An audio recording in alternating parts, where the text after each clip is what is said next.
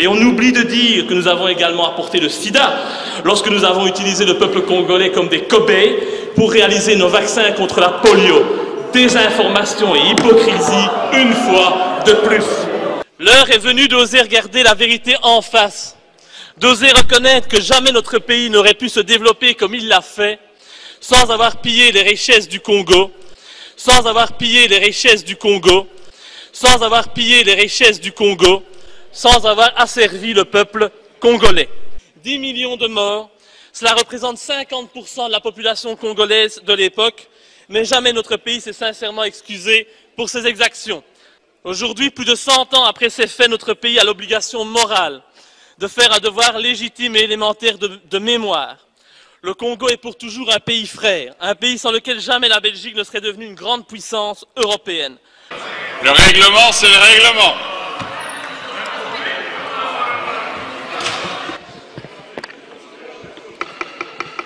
Cinq minutes, Monsieur le Président, c'est parti.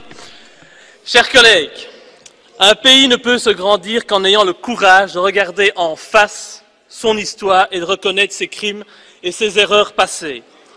En ce sens, et afin de créer une nouvelle collaboration saine, éthique et respectueuse entre notre pays et la République démocratique du Congo, je pense qu'il est notre devoir, comme l'ont fait avant nous d'autres anciennes puissances coloniales, d'ouvrir les pages les plus sombres de notre histoire.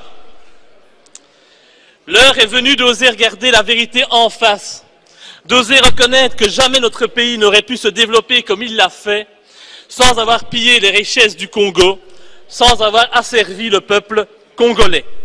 De nombreux bâtiments bruxellois, comme le cinquantenaire, le musée de Tervuren, ont été construits avec le sang du peuple congolais. De grands projets, comme le port de Zeebrugge, ont été financés par les richesses du Congo.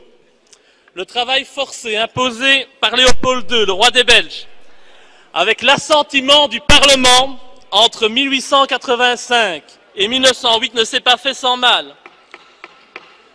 Des populations furent massacrées, domptées par la force par l'envahisseur, des femmes furent violées par les représentants de l'autorité coloniale.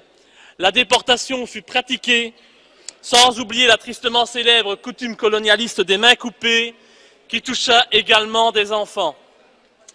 Après le règne de Léopold II, la colonisation a elle aussi fait de nombreux dégâts et de multiples victimes. Au total, notre pays est responsable de la mort de 10 millions de Congolais, ça mérite un peu de respect. Un des plus grands génocides du monde.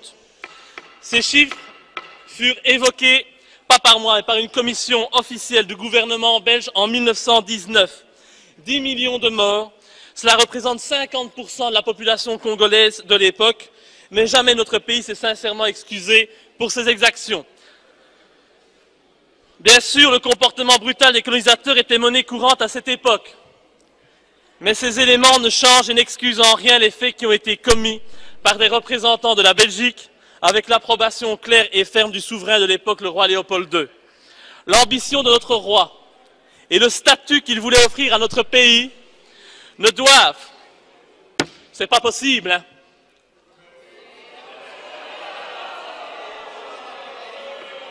respectez, s'il vous plaît, les morts au niveau du Congo. On ne doit pas,